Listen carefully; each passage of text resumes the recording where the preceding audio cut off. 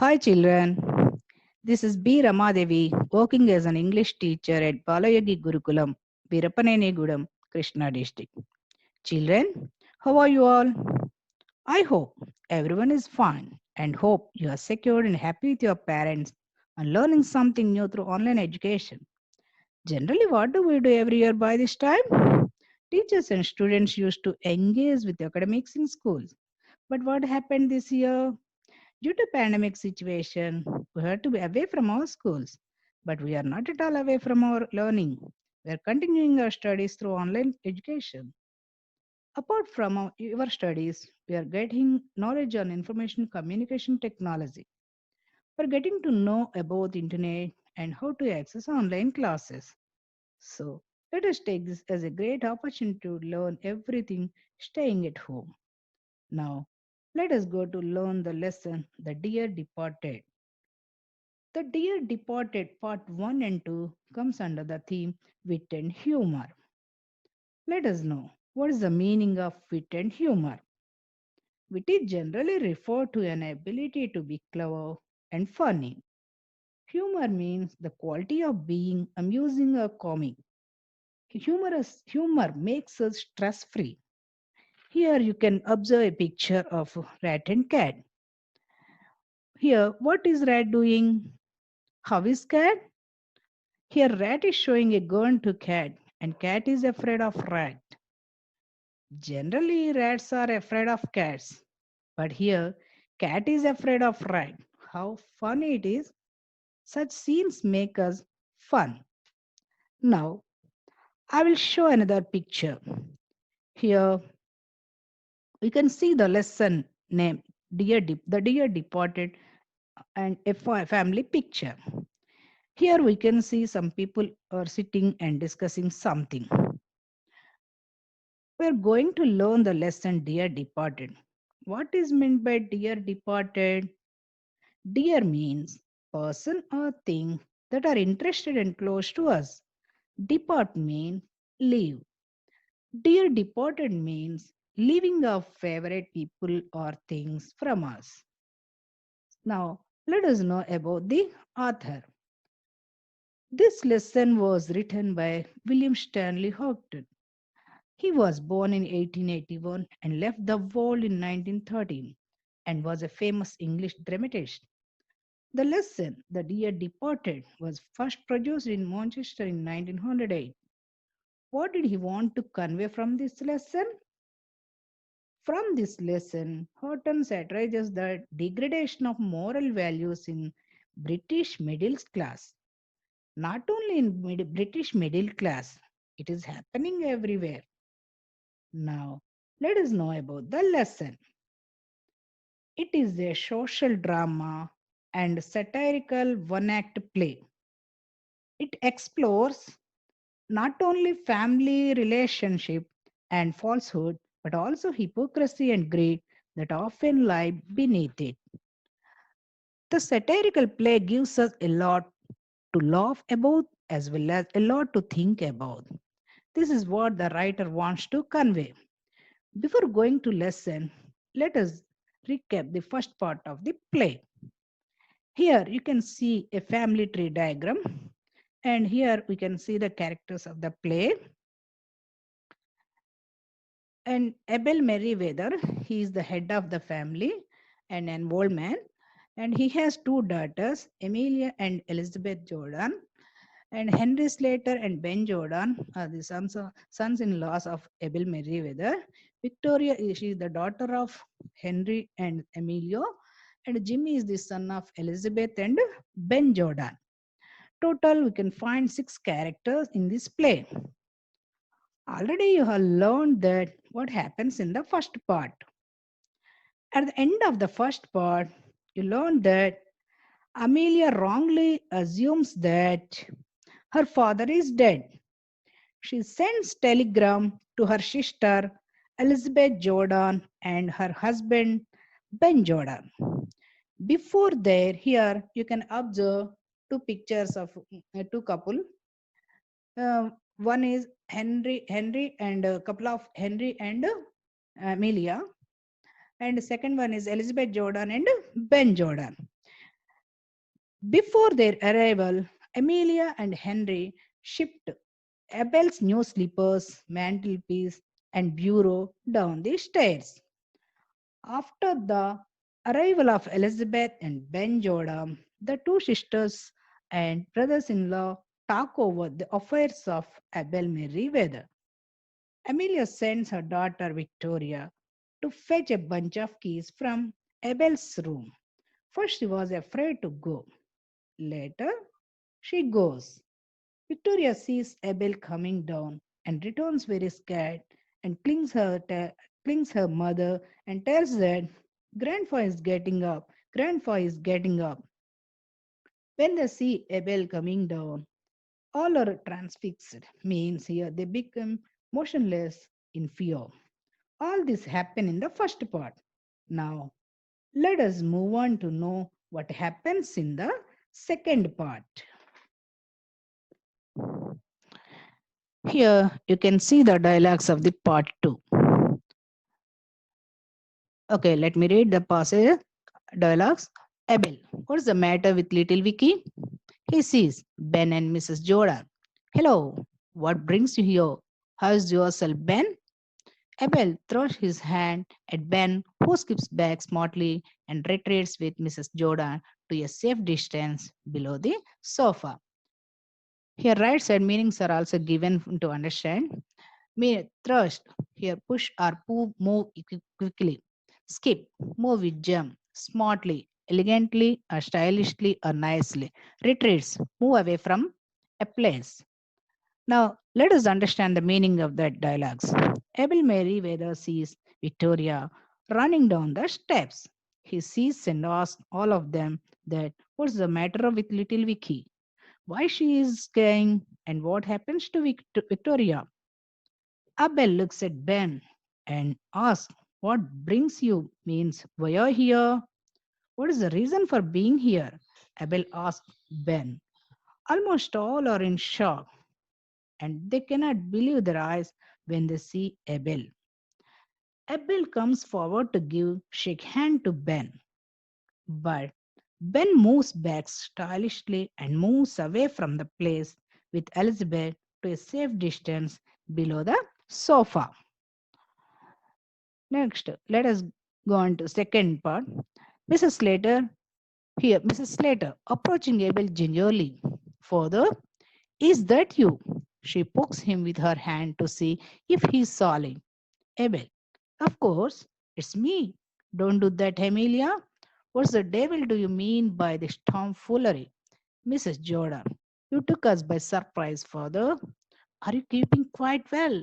Here also some meanings. Here, approaching means coming near to somebody.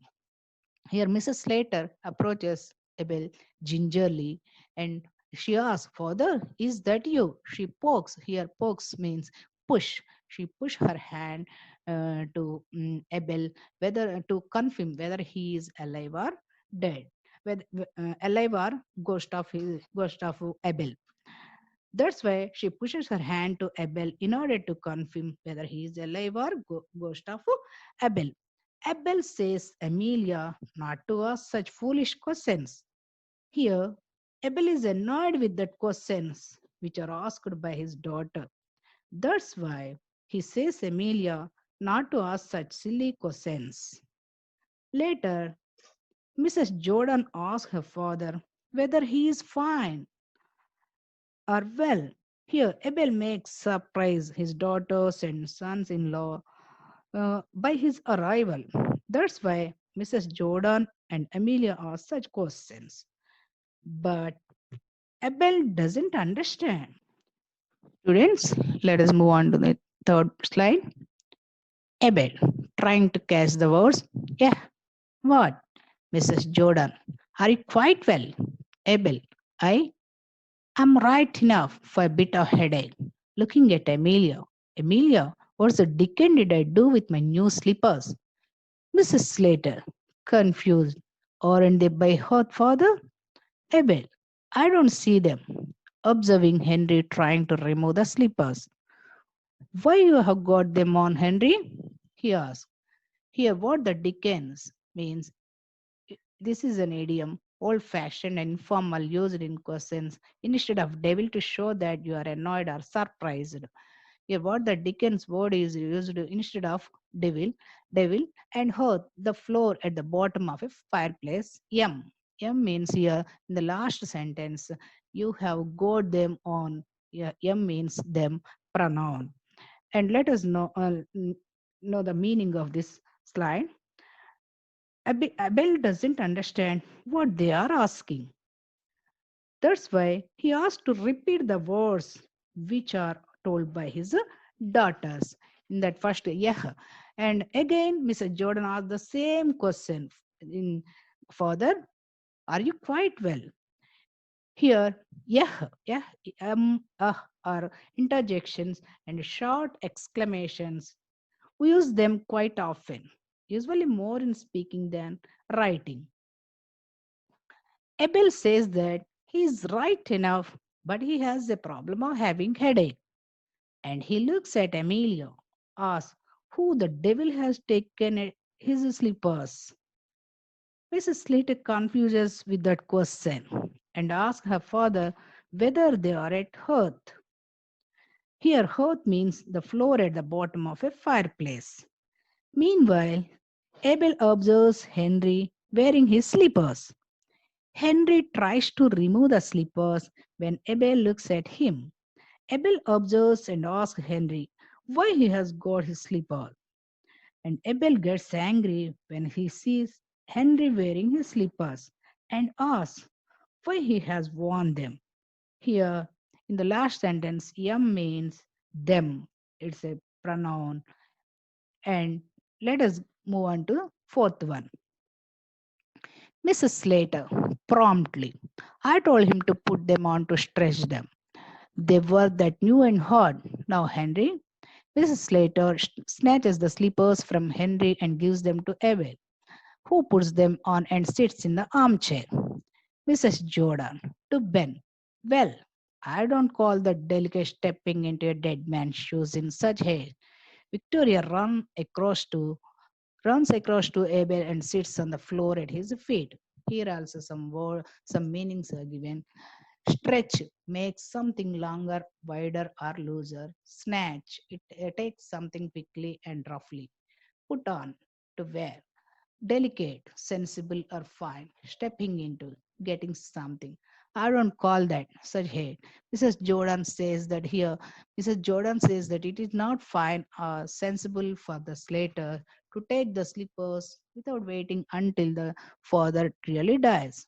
Haste, speed in doing something.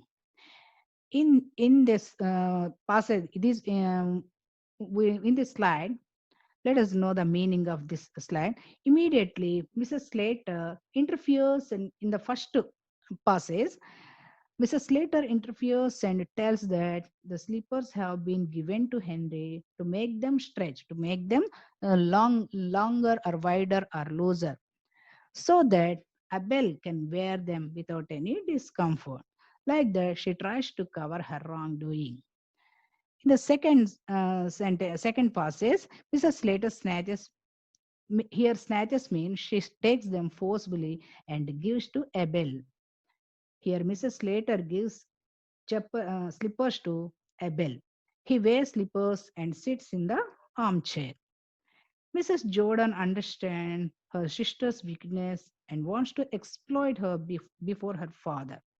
And she says that it is not correct or fine or sensible for the Slaters to take the slippers from her father.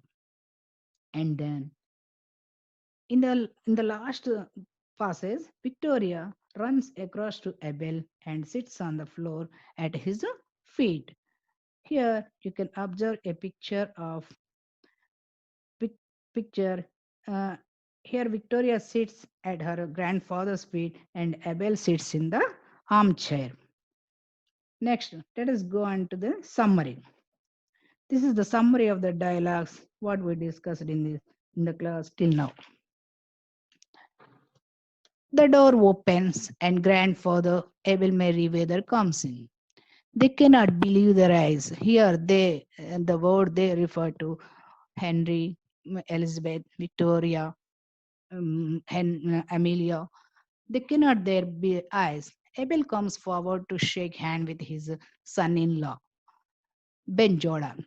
He retreats with Mrs. Jordan to safe distance. Mrs. Slater pokes him with her hand to see if he saw it.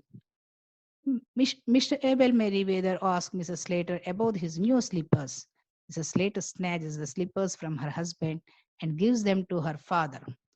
Victoria runs to Abel and sits at his feet.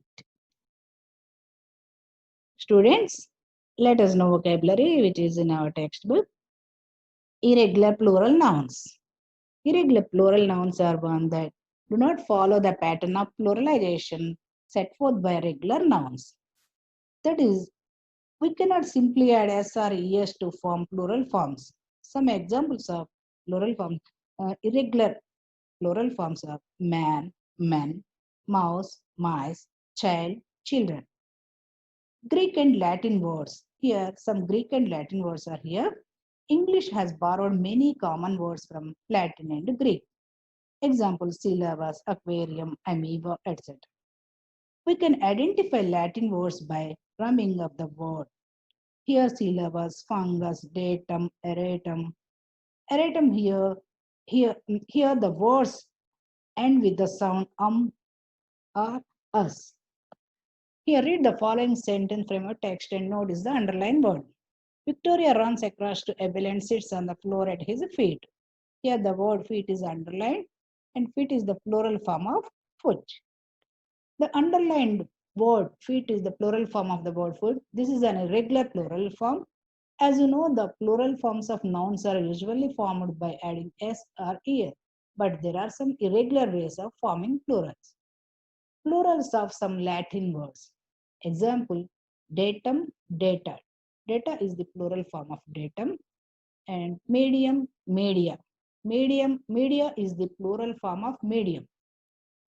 Like that, plural of some Greek words. Example, axis, axis, basis, basis. Here, IE. With here in the singular form I and in the plural form E, like the basis and basis. Here is the table of singular, plural, Greek and Latin words.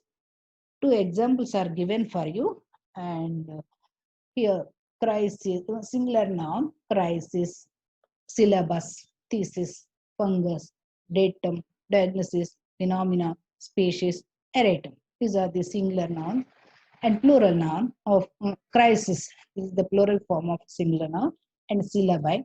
This is the plural form of syllabus. And crisis is not a Latin word; it's a Greek word. And syllabus is a Latin word; it's not Greek. And likewise, thesis. The plural form of thesis is thesis. THESES, fungus, fungi, datum, data, diagnosis, diagnosis, phenomenon, phenomena, species, species. Here both are said, erratum, errata. And how can we know whether the word belongs to Latin or Greek? Here we can identify the Latin words by knowing the sound. Here the Latin words end their sound with or us. Here, syllabus, fungus, datum, erratum. Here, syllabus and fungus. The last, the sound ends with us. Some syllabus, fungus, and like that. Datum, erratum, Here, you can find sound. So we can find Latin words as us. Here, only four words are there. Latin words are four only: a syllabus, fungus, datum, and erratum. And remaining words are Greek. Students, already here, two examples are given for you, and remaining you have to complete the table. Next, let us go to compound adjectives. Compound adjectives. You can see the compound adjectives in 4 sentences. Compound adjectives are two or more adjectives joined together by a hyphen to modify or describe the same noun. The hyphen is used because it helps to avoid confusion that can result in having two different adjectives right before noun. Here, read the following sentence from your text and notice the underlined word. Henry and Mrs. Slater stagger in with a pretty old-fashioned bureau. Here, old-fashioned is a compound adjective. Mrs. Slater wrote breastplate length in business-like tone, reddish gray, double face. These four words are compound adjectives. Here, hyphens are used to link the words together to show that they constitute one adjective. Look at the table. Here, list A, list B, and compound adjectives. First, first two are done for you. Here, list A has some words: clear, new, cold, for, curly, well, half, five, peacock, long.